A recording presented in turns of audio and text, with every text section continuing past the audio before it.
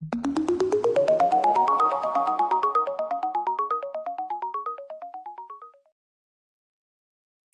hello and welcome again, everyone, to this month's ACE webinar on Indigenous history and rights in Canada and the US. We're going to begin with a land acknowledgement. So the ACE Committee and Cyber Seniors as a whole recognize that although we are meeting virtually, we are all joining from the unceded and traditional territory of the Indigenous peoples of North America and recognize their enduring presence on this land that we consider our homes. Cyber Senior's physical office location is in Toronto, also known as Takaranto, the ancestral lands of the Haudenosaunee, Anishinaabe, Mississauga, and Wendake-Nyunwetsioh First Nations of Treaty 13. I personally am joining from Vancouver, which is on the traditional territories of the Musqueam, Squamish, and Tsleil-Waututh nations.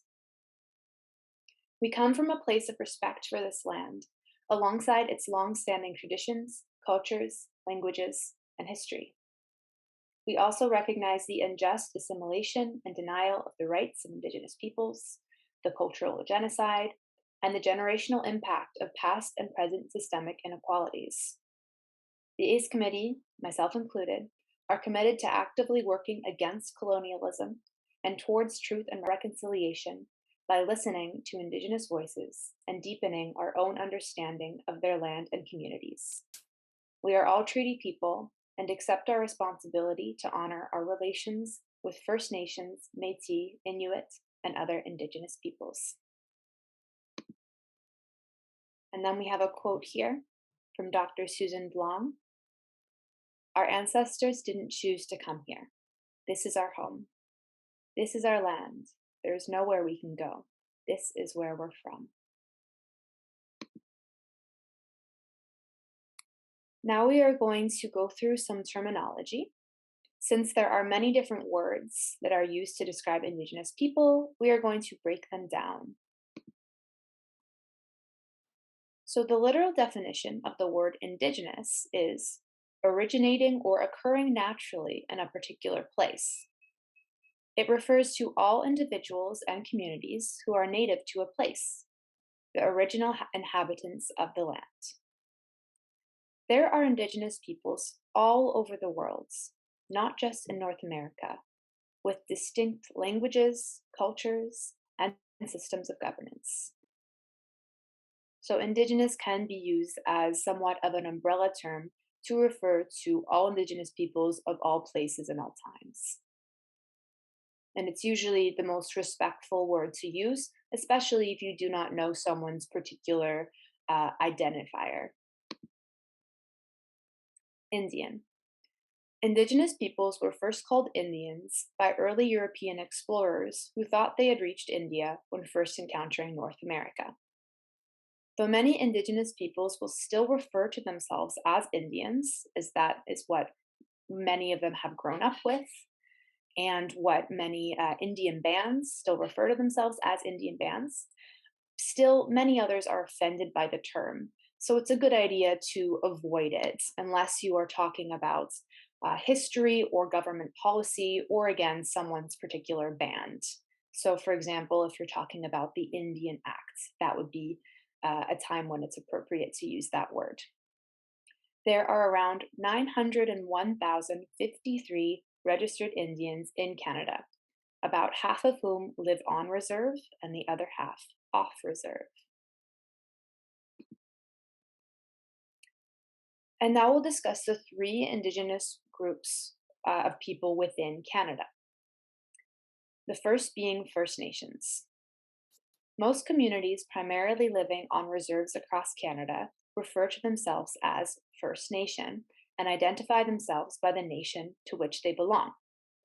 Every nation will have different languages, customs, and etc. So it's good to remember that they are not a monolith, and not to refer to them as, the same group or community. There are 617 First Nations communities in Canada.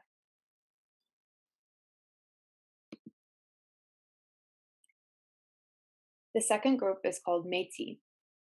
Métis are a specific Indigenous group that are legally, socially, and culturally distinct from First Nations. Métis are the descendants of the first unions between French settlers and Indigenous people in Canada in the early 1600s. The word Métis comes from the French word métissage, which means miscegenation or mixing. The Métis have unique traditions, languages, and beliefs. In a 2001 census, 291,000 Canadians identified as Métis, and I'm sure the number has since grown. And over to the right, we have an image of a traditional historical drawing of Métis, as well as a more modern picture.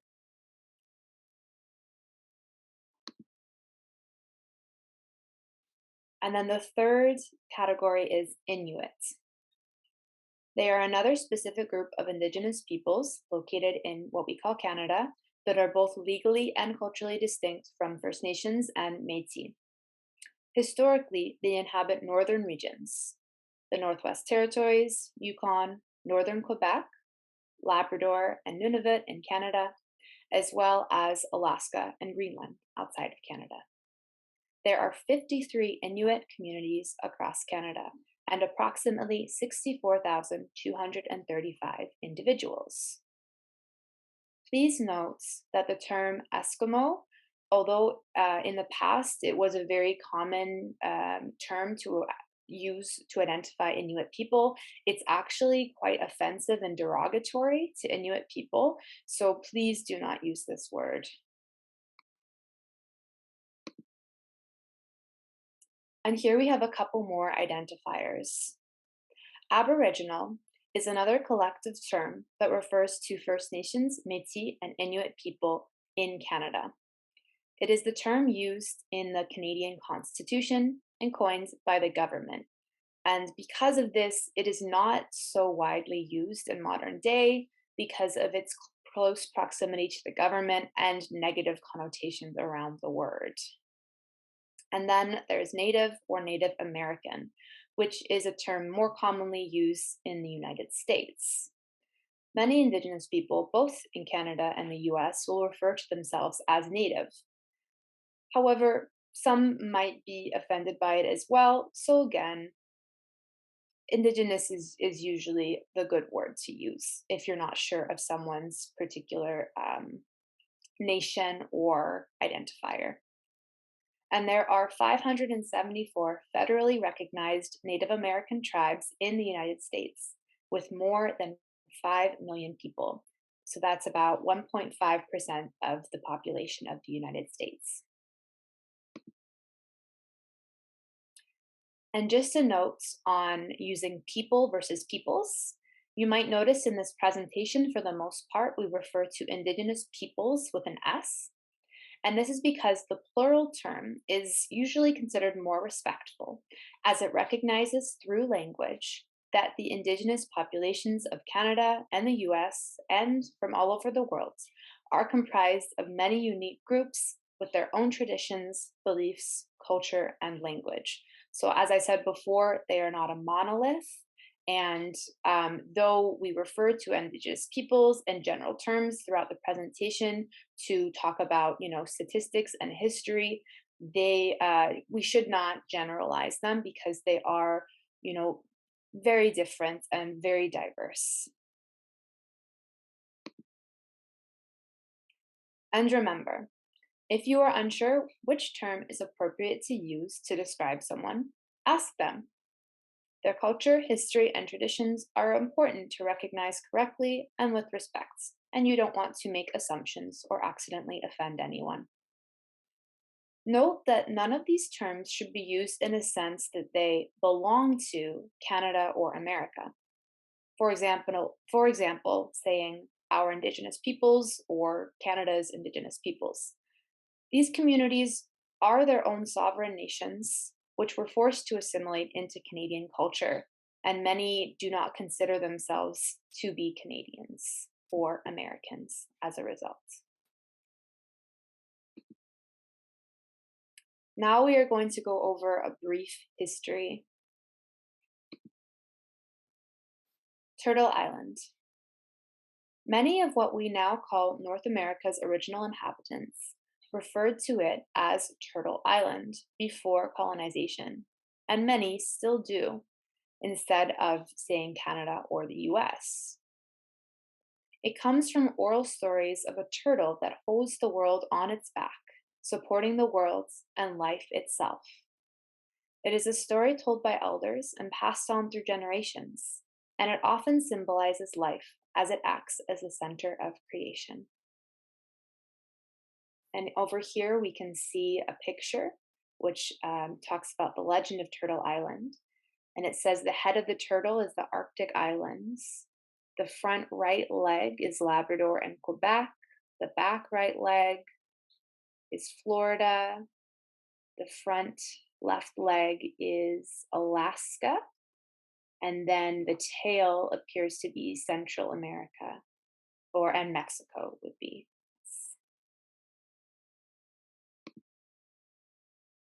European contact and colonization. The first lasting contact between Indigenous peoples in the Americas and Europeans was in 1492 when Christopher Columbus encountered Arawak, Taino, and Lucayan people in the Caribbean. As we know, unfortunately, Columbus imprisoned and enslaved many of them, and this was the first of many future attempts to take over and colonize the Americas. In 1497, John Cabot encountered the Beothuk people of Newfoundland. Unfortunately, the Beothuk people have since become extinct due to being driven off their lands and not having resources to be able to fish and hunt, etc. Frenchman Jacques Cartier established the colony of New France in modern-day Canada in 1534. And the word Canada itself comes from the Iroquois word Kanata for village. As more Europeans settled in North America, Indigenous communities were slowly pushed out of their ancestral lands. Treaties. Starting in 1701 and continuing for 200 years, the British Crown signed treaties with numerous different Indigenous groups that defined rights and territory. The Government of Canada still recognizes 70 historic treaties. And yet, despite the treaties, settlers would continue to exploit and abuse Indigenous peoples and the lands, and many treaties have been and continue to be broken. Residential schools. 139 residential schools in Canada were created by Christian churches and enforced by the Canadian government and the RCMP to take Indigenous children away from their homes and separate them from their culture. The purpose was to assimilate Indigenous children into Canadian culture and essentially turn them white. The first residential school opened in 1831 in Brantford, Ontario, and the last one to close was in 1996 in Punakee, Saskatchewan. The U.S. Indian boarding schools operated from 1860 to 1978. So that was 357 schools across 30 states. Approximately 150,000 Indigenous children in Canada and 60,000 in the US were separated from their families and forced to attend these schools.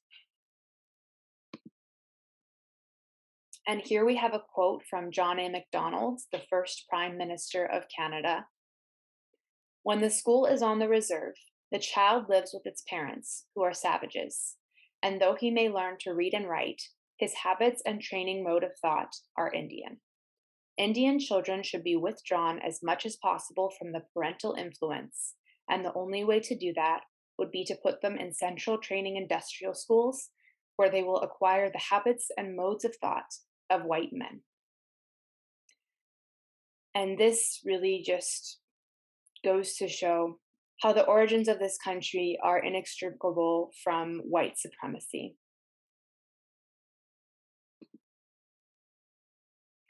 While at residential schools, children were abused and mistreated. Upon arrival, their hair was forcibly cut and their belongings were taken. Students were forced into Christianity and were not allowed to speak their languages or practice their cultures. They were forced to do intense work around the schools. They were malnourished and fed poor quality food. Many were victims of physical, mental, verbal, emotional, and sexual abuse. There were many diseases at the schools, such as tuberculosis, influenza, smallpox, measles, typhoid, diphtheria, pneumonia, and whooping cough. And many children died. Upon leaving the schools, many of them felt traumatized and disconnected from their culture and did not return home, or returned home changed.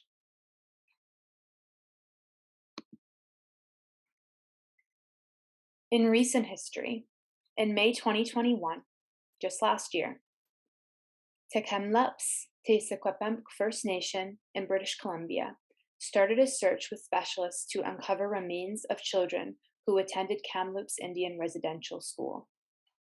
It is worth noting that members of the community for years, decades even, were telling people that these graves existed and they were ignored.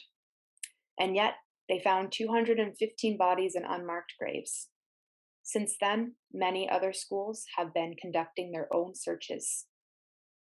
As of May 24th, 2022, 4,130 children have been confirmed to have died attending these schools.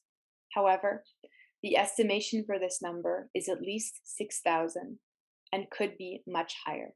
It continues to grow as we find more evidence and hear more stories. In the US, the Interior Department documented more than 500 student deaths at their residential schools. Another dark part of Canada's history is the Indian Act. The Indian Act was created by the Canadian government in 1876. It gave the government significant control over Indigenous peoples' identity, politics, governance, culture, and education. Religious ceremonies, potlatches, and powwows became illegal. In 1914, dancing became illegal off reserve, with it being fully banned in 1925. It became illegal to hire a lawyer in 1927. Eventually, movement off reserve became restricted, and a pass system was introduced in the late 1800s and early 1900s. Indian status created strict restrictions on who was considered Indian and who could receive the benefits or the discrimination. The goal of the Indian Act was to force Indigenous peoples into European society and stop them from practicing their own culture. Also, the Indian Act was part of breaking up what we now consider reserves and moving Indigenous peoples from their places where they lived into these reserves, which most often were very rural and less connected. In 1951, the government eventually removed some of the restricting aspects of the Indian Act. For example, bans on ceremonies were lifted, land claims against the government were allowed, and Indigenous women were allowed to vote and ban cancel elections. However, there were still many restrictions in place, such as the ban on intoxicants and the introduction of provincial jurisdiction on child welfare, which led to the 60s scoop, which we will discuss in a minute. The Indian Act is still in place today and was most recently amended in 2019. The Indian Act is historically and legally significant for Indigenous peoples, as it acknowledges and affirms their unique historical and constitutional relationship with Canada. So, despite the discriminatory aspects of its origins, due to this fact, many people are conflicted about whether the Indian Act should be abolished or modified.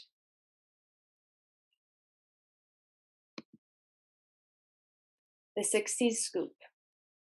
This refers to the period from around 1951 to the 1980s, during which Indigenous children in Canada were removed from their homes to be adopted by white families, often without their consent.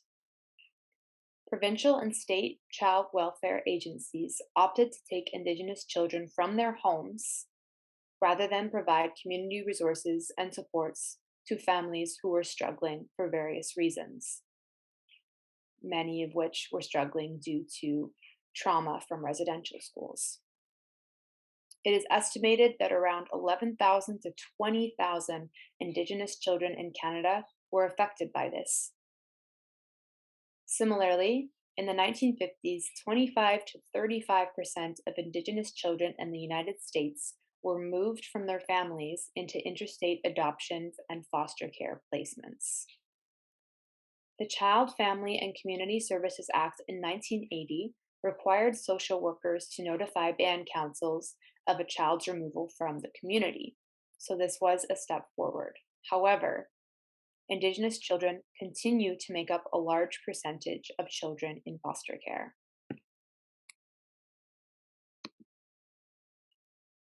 Forced sterilization. Sterilization legislation attempted to limit the reproduction of people who were considered unfit to have children, including Indigenous peoples. From 1928 to as recently as 2018, thousands of Indigenous men and women reported being coerced or pressured to consent to sterilization in hospitals across Canada. In the United States, 25 to 50% of Indigenous women of childbearing age were sterilized between 1970 and 1976. These facts have caused a disconnect and distrust of medical services and the government by Indigenous peoples, and medical racism is still prevalent today.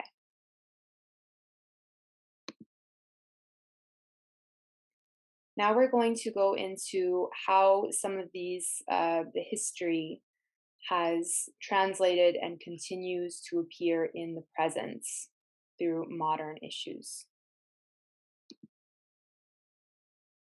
Generational trauma, also known as intergenerational trauma. It's trauma that continues to be passed on between generations. Even if it is not experienced firsthand, it can still leave a damaging mark on one's family, relationships, perspectives, and personal history. Chronic trauma, like that experienced by Indigenous peoples from residential schools and other violations of their basic human rights, culture, and traditions, can alter both behavior and genetic makeup. Intergenerational trauma has damaging effects on Indigenous communities and families because it can cause unresolved emotions and anger, substance abuse, difficulty escaping poverty or low income status, dysfunctional relationships, and personality disorders and other mental health struggles. Prison and foster care. As Indigenous children transitioned out of residential schools back into their homes, there were no support services in place. Not only did these children face abrupt life changes, they were also coping with the abuses and neglect they endured at the schools. In large part due to this generational trauma, Indigenous peoples now account for more than 30% of inmates in Canadian prisons, even though they account for just 5% of the country's population. These numbers are even higher in Manitoba, Saskatchewan, and Alberta, where Indigenous peoples make up 54% of the prison population. Similarly, despite Indigenous children accounting for only 7% of the youth population in Canada, 52% of children in foster care are Indigenous. And here we see the legacy of the 60s scoop. These disproportionate rates are due to poverty, systemic inequalities, limited access to social services and mental health supports, and, of course, intergenerational trauma. Water advisories. Although Canada is home to the world's largest freshwater supply, at least 29 rural communities across Canada have boil water advisories, many of which have been in place for over 25 years.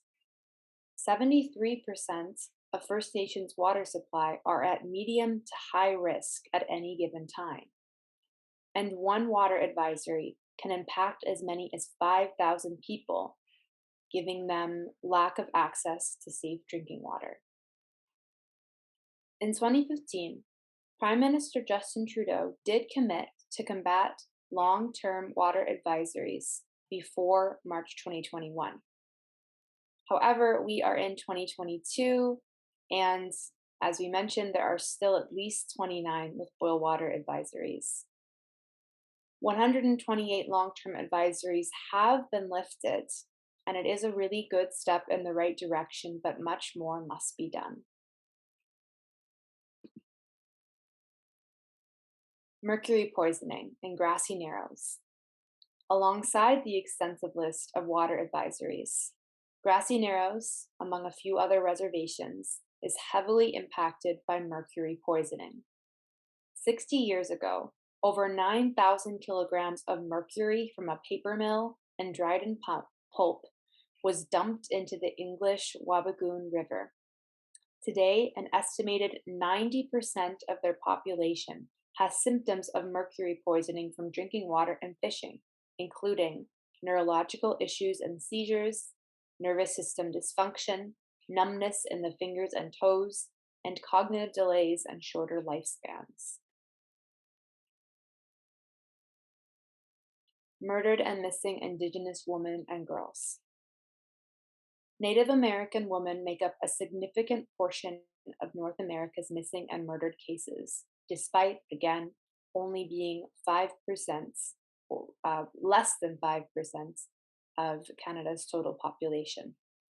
Not only is the murder rate 7 to 10 times higher than the national average for women living on reservations, but murder is the third leading cause of death for Indigenous women. The U.S. National Crime Information Center reports that in 2016, there were 5,712 reports of missing Indigenous women and girls. Indigenous women's groups in Canada document the number of missing and murdered Indigenous women between 1980 and 2012 to be over 4,000. Red Dress Day is held annually on May 5th to raise awareness of this issue.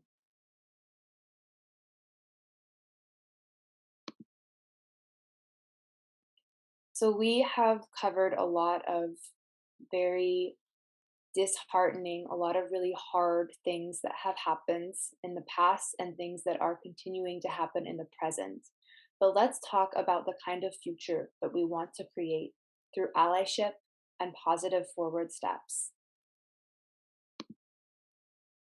Reconciliation. This is a term that you have likely heard thrown around in a lot of different settings by different people. Although the term reconciliation means different things to different people, it must be centered around Indigenous people's opinions, desires, and experiences, and not those of settlers. And this is the problem when our government talks about reconciliation. It's often from the perspective of settlers and settlers working in the government, and not individual Indigenous peoples.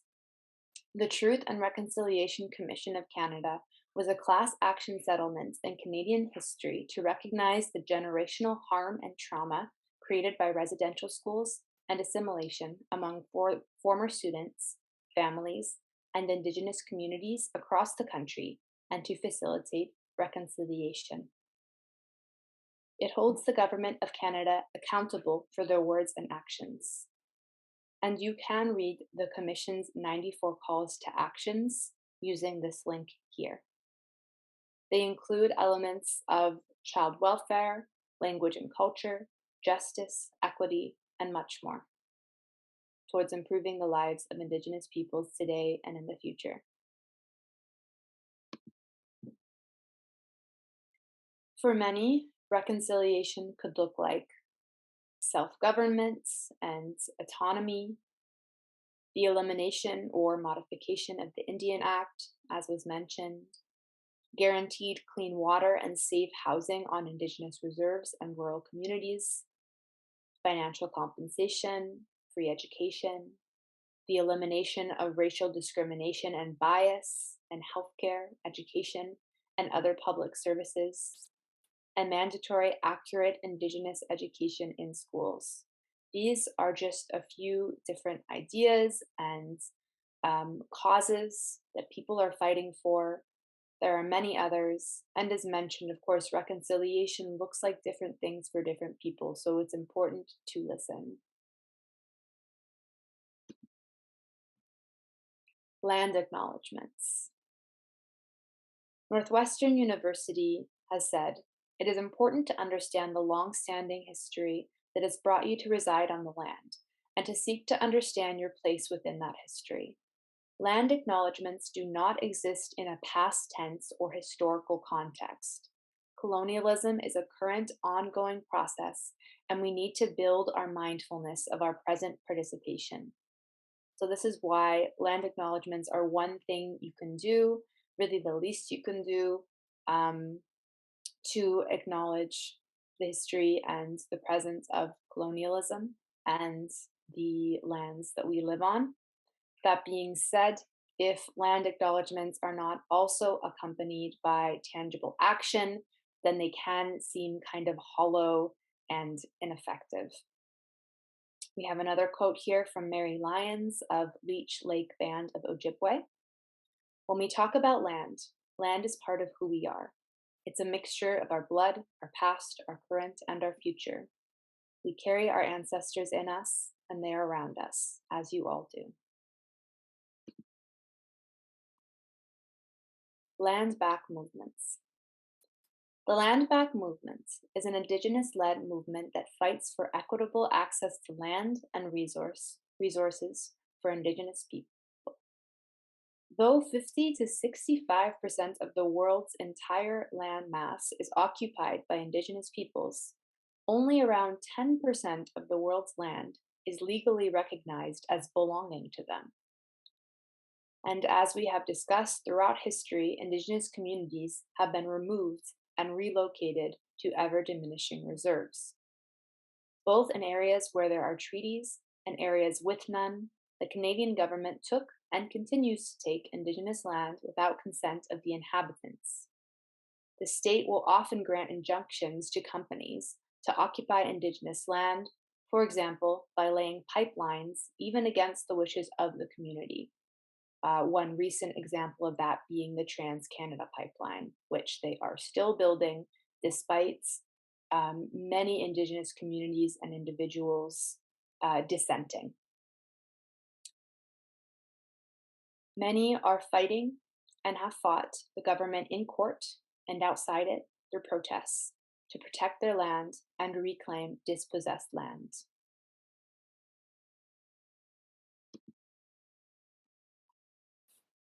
And now we are going to go over some places that you can donate if you want to make financial contributions and show your support that way. There is a general directory of Indigenous charities that you can access here by clicking on the link.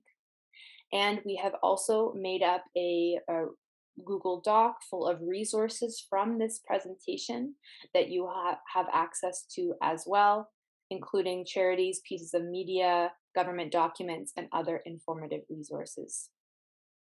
So I'll just go over these briefly, but you can at any point access this presentation to see all of the links yourself and learn more. But here we have some charities, nonprofits, and NGOs where you can donate on the topics of reconciliation, Indigenous women, housing, arts and culture, environmental activism, health and wellness, education, youth and families, and general activism. And then if you want to continue to learn about Indigenous history and rights, through different kinds of media. We have some examples of books about Indigenous history and peoples written by Indigenous authors, including Five Little Indians by Michelle Good, 3-Day Road by Joseph Boyden, Braiding Sweetgrass by Robin Wall, Moon of the Crusted Snow by Wubgeshe Grace, and The Marrow Thieves by Sherry DeMarlene. For movies, we have Indian Horse, which is based on the book, and The Grizzlies. For videos, we have the Shawnee Wenjack Heritage Minute video, a video about Orange Shirt Day, residential school timeline, the Intergenerational Trauma Australian video, and the Ojibwe legend of Turtle Island. And here is a website for any of you living in Ontario about the treaties there. So thank you so much for listening to this presentation. I know it can be really hard and really sad to learn about all of these things, knowing what happened and what continues to happen. But it's so important that we know our history, we know where we came from, we know about ongoing systemic inequalities, and that is how we can start to take steps to hopefully change them and create a better world in the future and in the present.